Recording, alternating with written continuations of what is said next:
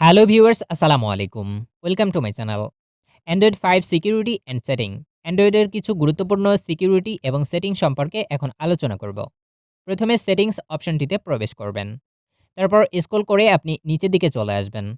এখানে দেখতে পাবেন গুগল। তো এখানে গুগলে ক্লিক করবেন। গুগলে ক্লিক করার পর আপনি এখান থেকে উপরের টপ রাইট কর্নারে 3 ডটে ক্লিক করবেন। তো আমি এখান থেকে 3 ডটে ক্লিক করলাম। এরপর ইউজ অ্যান্ড ডায়াগনস্টিক্স এখানে ক্লিক করবেন। ক্লিক করার পর এই বাটনটি আপনি অন দেখতে পাবেন। এখান থেকে এই বাটনটি অফ করে দিন।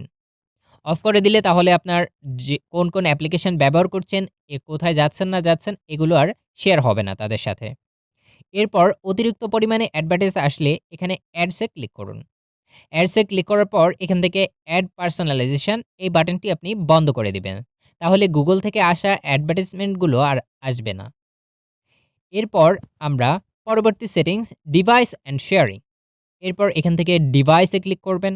ক্লিক করলে আপনি দেখতে পাবেন কোন ডিভাইসে আপনার অ্যাকাউন্টটি লগইন রয়েছে। তো আপনি আননোন কোনো ডিভাইস দেখলে রিমুভ করে দিবেন। Personalize use and sharing data.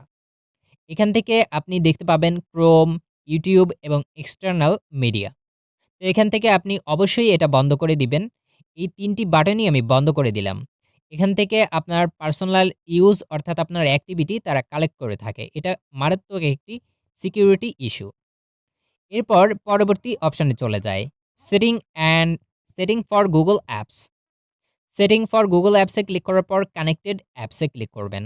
এখানে আননোন কোনো অ্যাপ্লিকেশন বা আপনি যেখান থেকে লগইন করেছেন থার্ড পার্টি যদি আননোন কোনো কিছু দেখে থাকেন তাহলে অবশ্যই আপনি নামের উপর ক্লিক করবেন।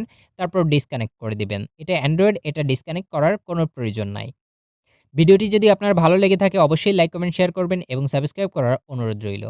Thank you for watch this video.